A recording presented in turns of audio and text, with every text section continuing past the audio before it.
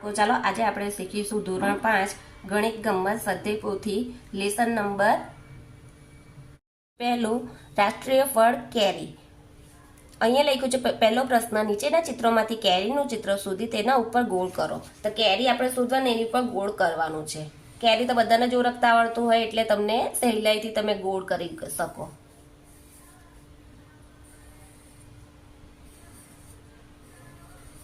જો લાઈનમાં જોઈ લેજો,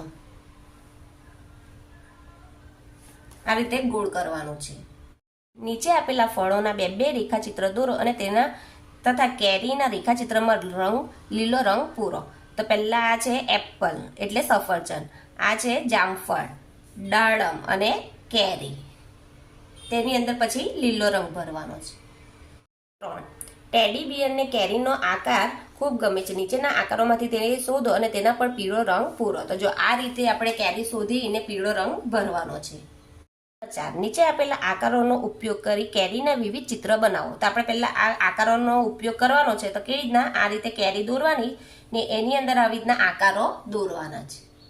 6 મણકા ઘોડી જોઈ સંખ્યા અંકોમાં અને શબ્દમાં લખો।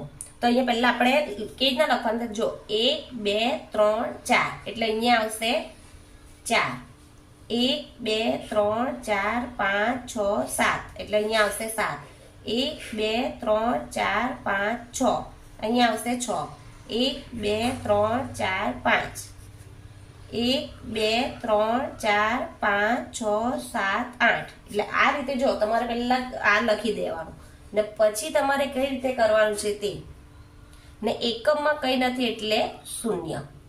તો જો પહેલા અંક કેટલા અંક આવ્યા? 4,76,580। આ રીતે આપણે લખવાના છે, આ ગણી નાખવાના મણકાને પછી। હવે શબ્દમાં કેવી લખીએ? 4 લાખ એટલે 4 લાખ એટલે 4 પહેલા લખવાના, પછી અહીંયા લાખ લખ્યા છે એ લાખ લખવાના। 4,10,000 10,000માં કેટલા છે?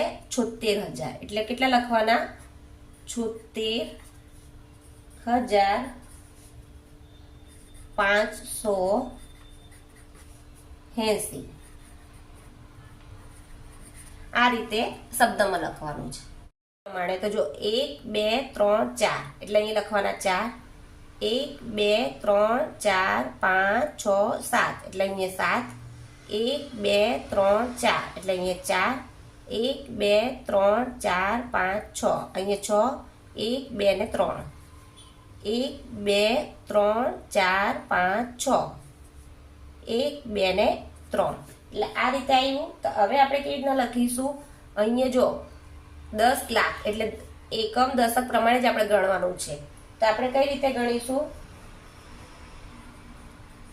47,46,363 આ રીતે આપણી સંખ્યા બની છે। તો આપણે શબ્દમાં પણ કેવી રીતના લખીશું?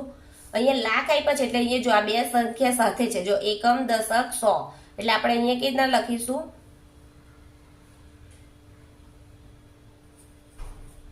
47,46,363 આ રીતે લખીશું। નીચે આપેલી સંખ્યાઓને અંકમાં લખો। તો અહીંયા 7,50,000 હવે તમને અહીંયા નહીં ખબર પડે તો અહીંયા જોઈ લો કે અહીંયા 50 લખેલા અને અહીંયા 7 લાખ છે। તો જો આ એકમ દશક, પછી 100,000 10,000 ને લાખ એટલે અહીંયા આ રીતે લખજો તો તમને ખબર પડે।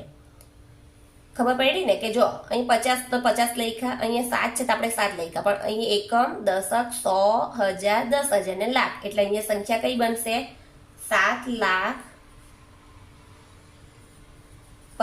અહીંયા લખ્યું છે 5,05,005 તો 5 લાખ એટલે 5 લખી દેવાના, અહીંયા 5,000 એટલે 5 લખી દેવાના, અહીંયા 5 તો જો અહીંયા એકમ તો અહીંયા દશક નથી આપ્યું એટલે દશક, એકમ દશક, અહીંયા 100 પણ નથી, એકમ દશક 100,000 ને 10,000 એટલે આપણી સંખ્યા બની 5,05,005। આ રીતે આપણી સંખ્યા બનશે। અહીં લખ્યું 8,54,000 તો 8 લાખ એટલે અહીંયા 8 તો લખી દેવાના. અહીં 54,000 છે તો અહીંયા 54 લખી દેવાના. 54,000 તો જો અહીં એકમ, દશક, સો, હજાર, 10,000 ને લાખ એટલે અહીંયા કેવી રીતના આવશે 8,54,000. 3,62,016 એટલે 3 લખી દેવાના, 62 એટલે અહીંયા 62 લખી દેવાના, અહીંયા 16 લખી દેવાના. હવે ગણવાના જો આપણે એકમ, દશક, 100 માં કઈ નથી એટલે અહીંયા શું આવશે મીંડું. એકમ, દશક, 100, હજાર,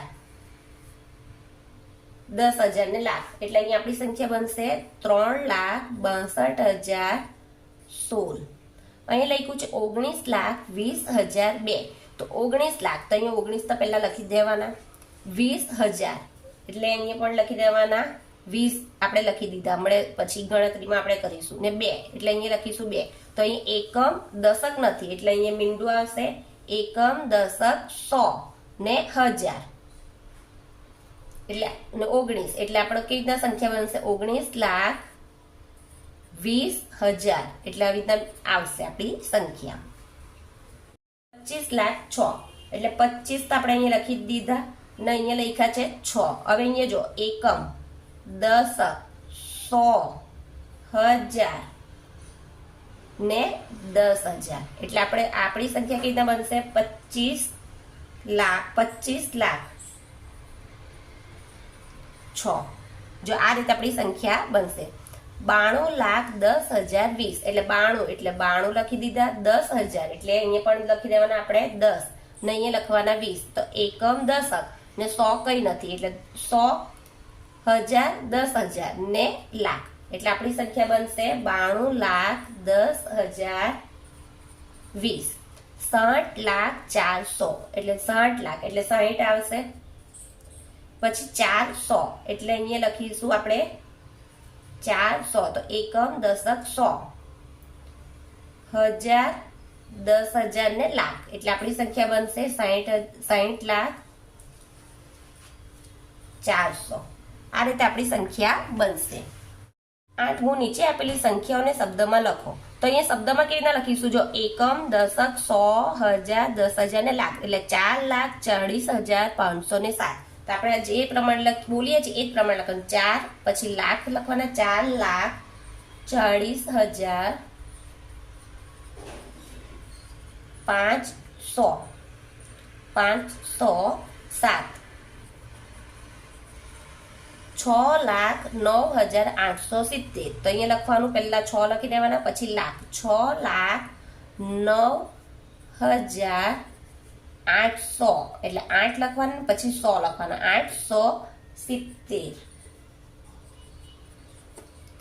8,16,479 તો જો અહીંયા લખવાનો 8 પહેલા લખી દેવાના 8 પછી લાખ 8,16,16 કેવી રીતે લખાય 16,000 400 એટલે 4 પછી 100 લખવાનું ને પછી લખવાનું 79.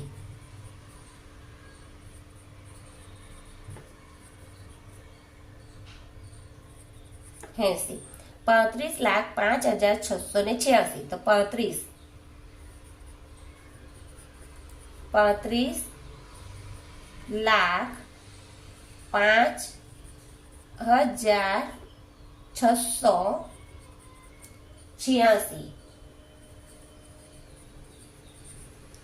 67,22,022 તો અહીંયા લખવાનું 67 કેના લખાય 67,22,022. 9 નીચે આપેલી દરેક સંખ્યામાં લીટી કરેલા અંકની સ્થાન કિંમત લખો. આ એકદમ સરળ રીતે બતાવું. જો અહીંયા લીટી કરી છે એટલે 9 પર લીટી કરી છે તો આપણે પહેલા 9 લખી દઈશું. પછી 9 પછી કેટલી સંખ્યા છે તો 1 2 3 4 તો એટલા મીંડા બનાવીશું 1 2 3 4 એટલે કેટલા થયા 90,000.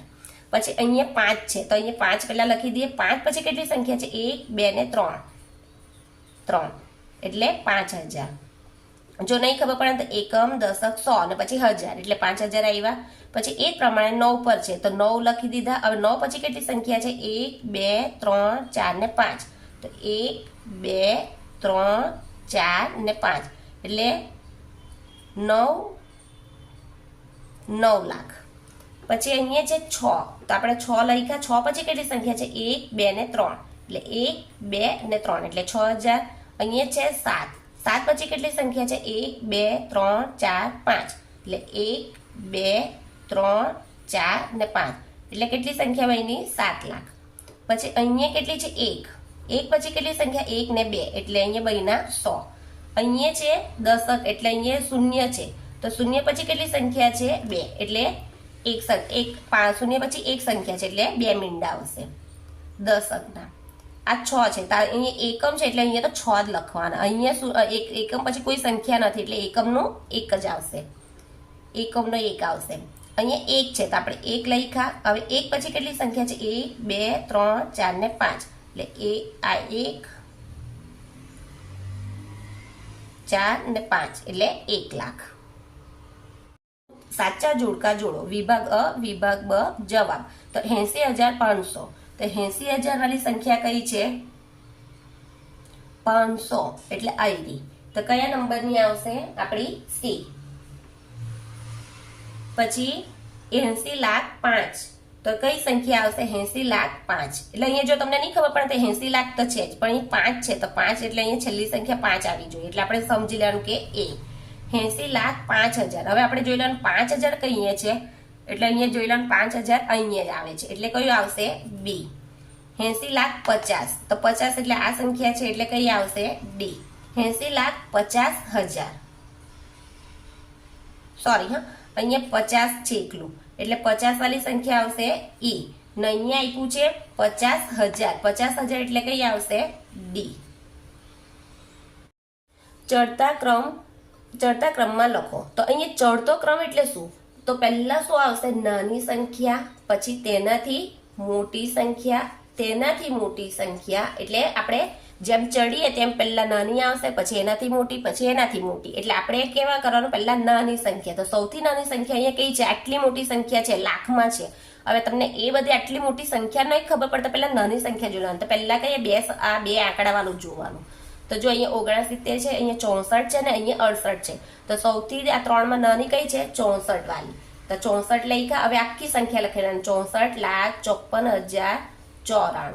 પછી 64 પછી કઈ મોટી સંખ્યા? એનાથી થોડીક મોટી એટલે એનાથી એકદમ મોટી નહીં પણ થોડીક મોટી એટલે 64 પછી કઈ આવે? 68 મોટા છે એટલે 68,57,909 આવી ગયું. હવે સૌથી મોટી સંખ્યા કઈ આવશે? 69,67,234. ખબર પડી ને?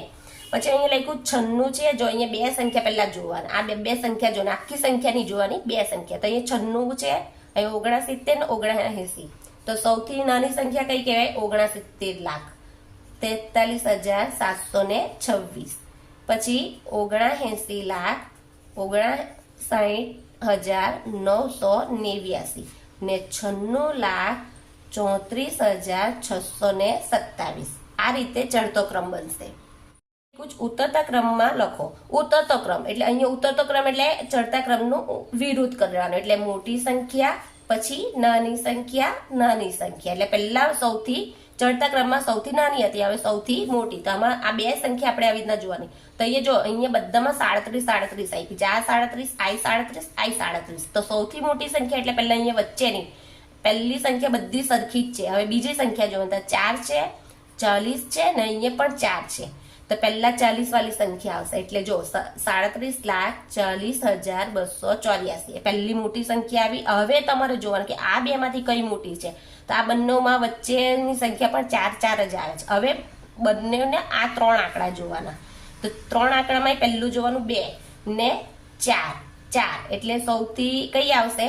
આ એટલે 37,04,482 ને પછી સૌથી નાની સંખ્યા આવશે 37,04,248. ખબર પડી? આ રીતે મોટીને આપણે મોટી, પછી એનાથી નાની, પછી એનાથી નાની. અહીંયા જો અહીંયા તો અલગ અલગ આપ્યું. તો અહીંયા જો 57 છે, 75 છે, 87. તો સૌથી મોટી સંખ્યા કઈ કહેવાય? 87 લાખ. એટલે આપણે એ કરી નાખ્યા 87,82,453. પછી 87 થી નાની સંખ્યા કઈ આવે 75 એટલે 75,82,543 ને પછી કઈ આવશે 57,82,345.